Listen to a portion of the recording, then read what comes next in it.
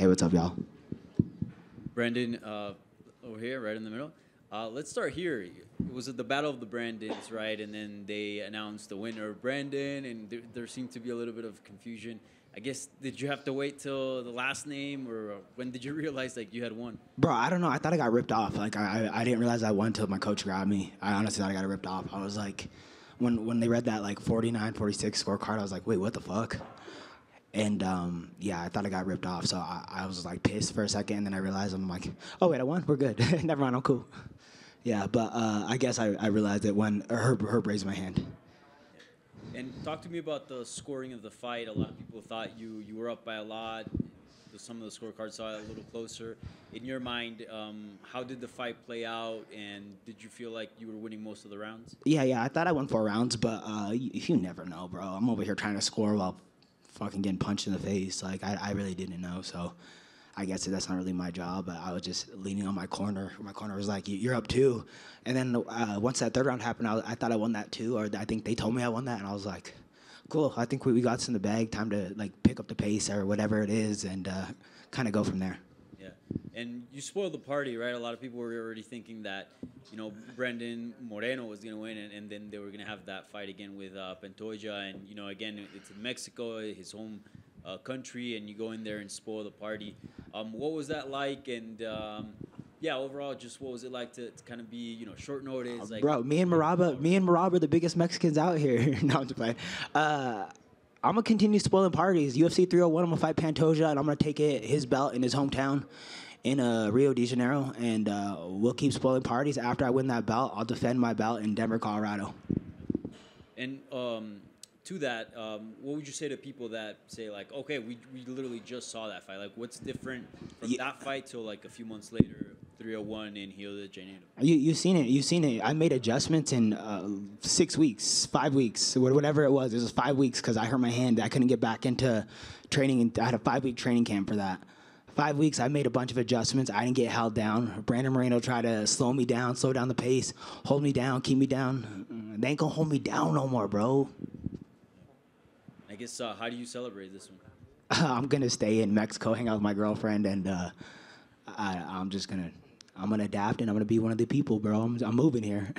Brandon, I can imagine after a loss in a title fight with a performance that you weren't very proud of, your confidence can take a hit, right? So how important is it for you moving forward to get a win like tonight, where you had to go through some adversity, you came back, you showed yourself that you can stay in there and stay in the fight and win against a guy in his hometown, where some dodgy decisions could happen? How important is this for your confidence? Yeah, man, I like when it comes down to fighting, I don't think at all. Like when we're in the fight, I don't think like that. I wasn't like reflecting on the loss or any of that stuff.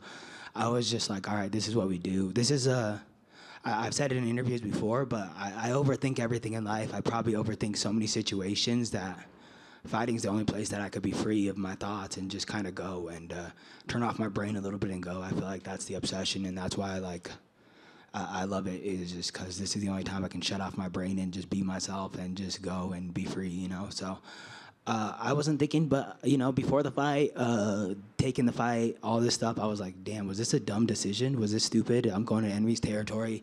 Short notice, I just had a hard fight. I wasn't really injured besides my hand. But, yeah, I'm just, happy I got it done, bro.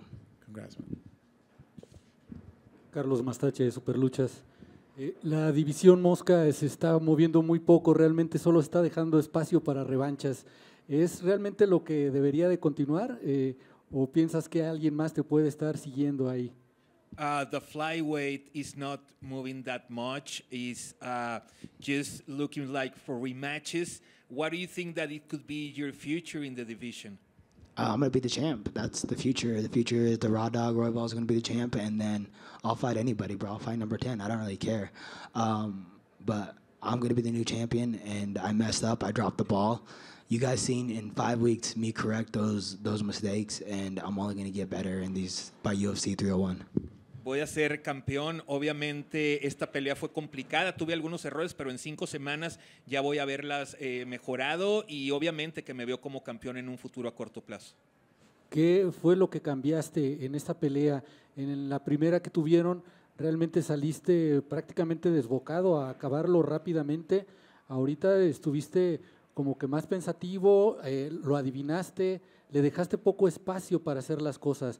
¿Qué fue lo que encontraste en Brandon para esta pelea? What did you change between this fight and the first fight? The first fight you were more aggressive.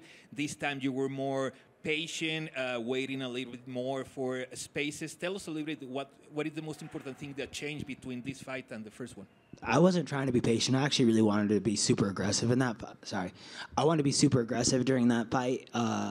He was circling a lot, and I guess I was a little weary. And then also, I don't know what happened with my leg. I threw a kick the first minute, and something weird happened, and I kind of was just being a little precautious those first 2 rounds of I don't want to dislocate my knee or something of that sort.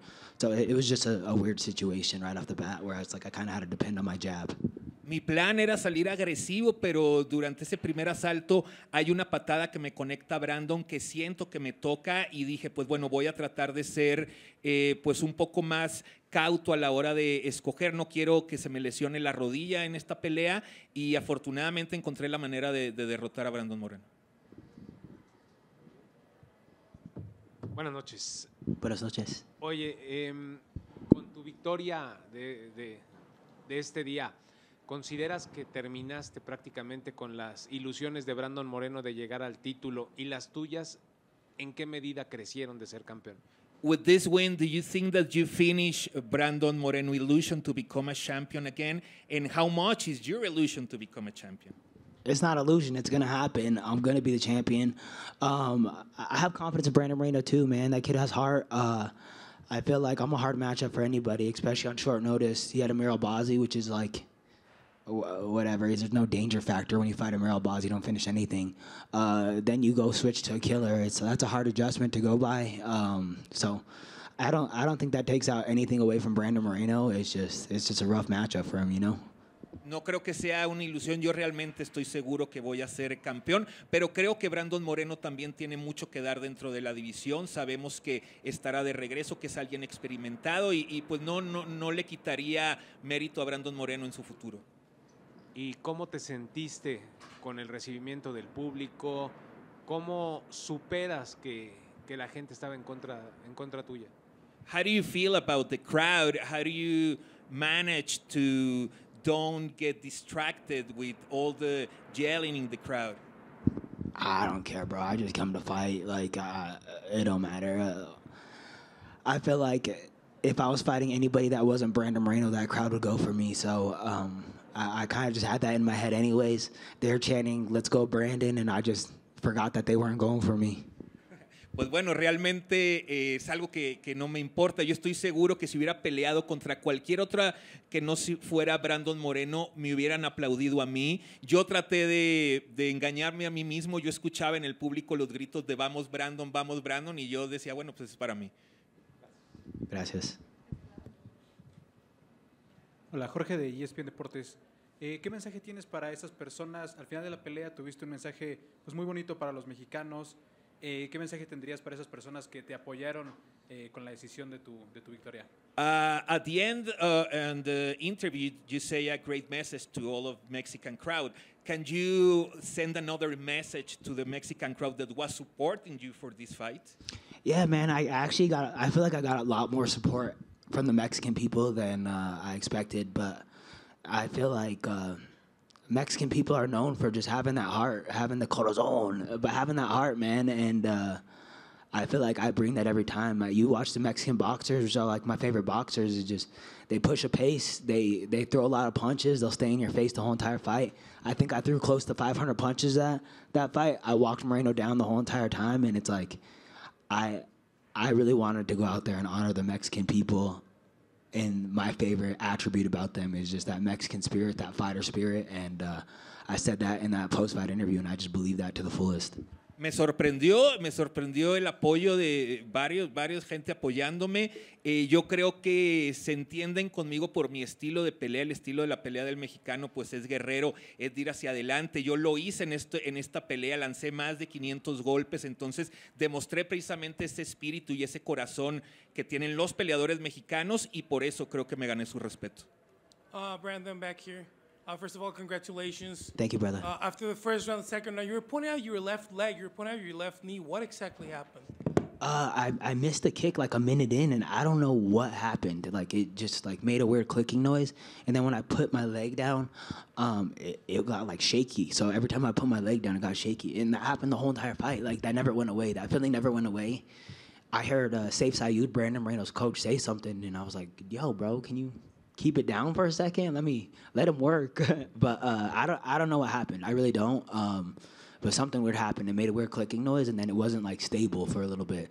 And my whole entire game plan against Brandon Moreno was just to throw a lot of kicks. And it's like those first 2 rounds, I couldn't get going with the kicks because I was so worried that was going to be like the detriment to me losing right there. So, yeah, at the end of it, I was just like, screw it. If that's what happens, that's what happens. I'm gonna wing them. You were saying about the adjustments you made between the second Pantoja fight and today.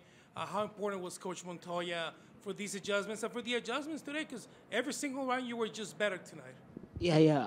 I felt like we just game planned so well for that fight. I feel like I had a leg up on Brandon Moreno because he fights like Pantoja to a degree. They do some of the similar stuff, and it's like I feel like we just game planned super well for the fight. I wish I could have shown off more, but I was pretty compromised after that first like 2 minutes in that exchange. Thank you. Uno más. ¿Qué opinión tienes acerca de cuando estaban por dar la decisión? El referee alza tu mano sin que siquiera hubieran dicho el apellido de qué Brandon se trataba. Was your opinion that at the end of the fight, the referee raised your hand even before they say your last name? It surprised you?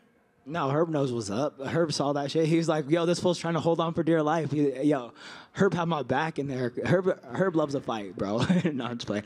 But I was really grateful because when they were, I think they read Brandon, and then my hand was up right off the bat, and I was like, "Did I just get ripped off?" Then my hand was up. I was like, "Oh, we're good. We're cool." Bueno, pues obviamente Herb Dean es un tipazo, es alguien que sabe perfecto que yo iba a ganar, lo quiero mucho y pues sí, obviamente vi la mano arriba y al principio sin que dijera mi apellido no sabía qué, pero luego me di cuenta que yo había ganado, entonces dije, bueno, está todo perfecto.